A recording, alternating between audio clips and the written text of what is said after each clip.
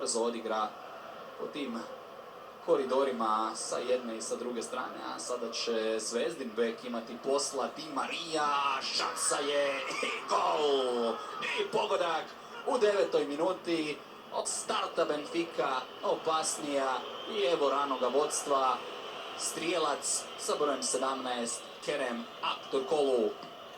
U sredini, ako se podigne preko živoga zida, moglo bi biti papreno za Glazera. Kokču 2:0!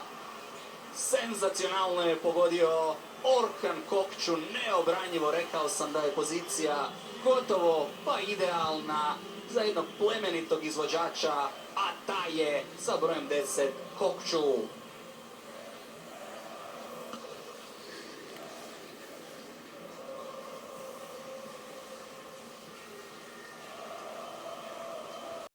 Čista situacija.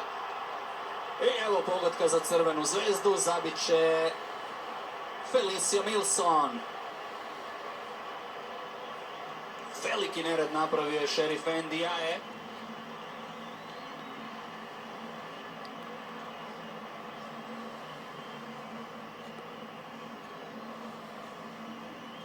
Još jednom ćemo vidjeti cijelu akciju. Zaleđa nema, spava na drugoj strani Alvaro Carreras, a savršeno miran Felicio Milson.